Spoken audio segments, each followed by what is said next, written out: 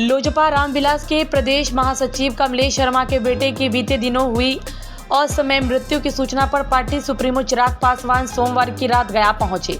लोजपा प्रमुख Chirag Paswan AP colony स्थित कमलेश शर्मा के घर पहुंचे और संवेदनाएं व्यक्त की। उन्होंने कहा, यह हृदय विदारक घटना है। कम उम्र में बेटे को खोना सबसे बड़ा दुख है। ऐसे समय में कोई शब्द उनके दुख को कम नहीं कर सकता। हम यहाँ सिर्फ उनके साथ खड़े होने और उन्हें हिम्मत देने आए हैं। भगवान से प्रार्थना है कि दिवंगत आत्मा को शांति मिले और परिवार को इस दुख को सहन करने की शक्ति प्राप्त हो। चिराग पासवान ने इस दौरान झारखंड विधानसभा चुनाव पर भी चर्चा की। उन्होंने कहा, एनडीए गठबंधन के तहत लोजपा को एक सीट मिली है। 24 तारीख को हमारे प्रत्याशी का नामांकन होगा और हम इस सीट पर जीत पक्की करेंगे। यह जीत झारखंड में हमारी नई राजनीतिक यात्रा की शुरुआत होगी।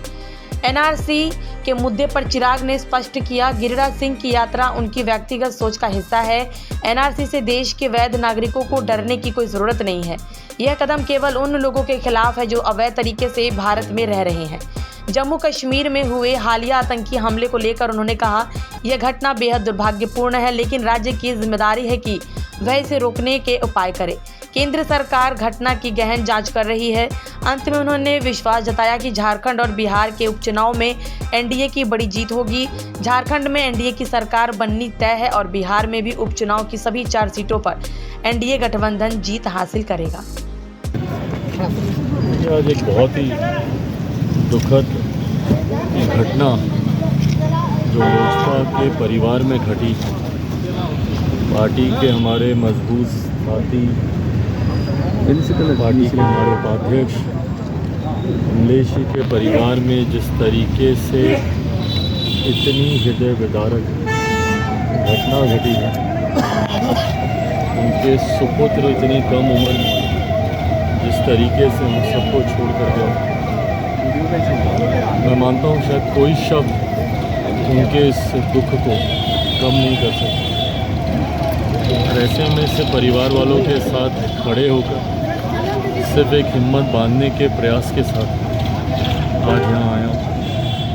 प्रार्थना करता हूँ कि वो जहाँ कहीं भी हो, भगवान उनकी आत्मा को शांति दे और परिवार को इतने बड़े दुखों के पहाड़ झेलने की हिम्मत और शक्ति दे। झारखंड में कितनी सीटों पर ये औपचारिक इसकी घोषणा है। झारखंड में एक सीट, चतरा की एक सीट पर लोक जनशक्ति पार्टी रामविलास एनडीए गठबंधन के तहत चुनाव लड़ने का फैसला हुआ है और 24 तारीख को लोक जनशक्ति पार्टी रामविलास एनडीए के हमारे प्रत्याशी जनार्दन पासवान, वो भी अपना नामांकन 24 तारीख को वो भरेंगे। और उम्मीद ही नहीं, पूरा विश्वास है कि चतरा की इस सीट की जीत के साथ लोक जनशक्ति पार्टी रामविलास की शुरुआत झारखंड में भी होगी। इसके पूर्व भी हम लोगों ने चुनाव लड़ा था, पर मैं मानता हूं कि इस बार जिस मजबूत परिस्थिति में हमारा गठबंधन और पार्टी है, तो इस बार चतरा की ये सीट हम लोगों के खाते में यकीनन आएगी, ये विश्वास है। सर, सीमांचल में गिरिराज सिंह एनआरसी चाहते हैं और मांझी जी ने भी सपोर्ट किया है, आपका क्या स्टैंड है? देखिए, जिस तरीके से आदरणीय गिरिराज एक यात्रा पर निकले, ये उनके व्यक्तिगत सोच से जुड़ी हुई ये यात्रा है। ना पार्टी की ये यात्रा है, ना ये औपचारिक किसी तरीके की ये कोई यात्रा है।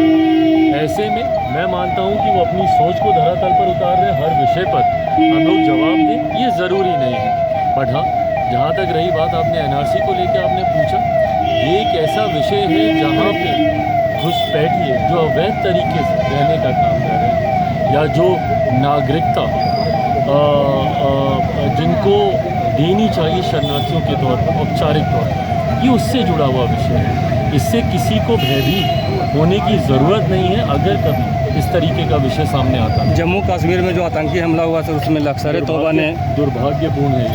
और जिस तरीके से नई सरकार बनने के तुरंत बाद, जिस तरीके से चुनाव के तुरंत बाद एक के बाद एक इस तरीके की घटना वहाँ पे घटी है, कहीं ना कहीं राज्य सरकार की भी जिम्मेदारी बनती है कि क्या कारण है कि एक लंबे समय तक जब वहाँ पर केंद्र के शासन, जब वहाँ पर पूरा प्रशासन काम कर रहा, तो ऐसी घटनाएं ना के बराबर हो। और अभी चुनाव होने के बाद सरकार बनने के तुरंत बाद एक के बाद एक दो ऐसी घटना सामने आई। ये ज़रूर चिंता की बात है।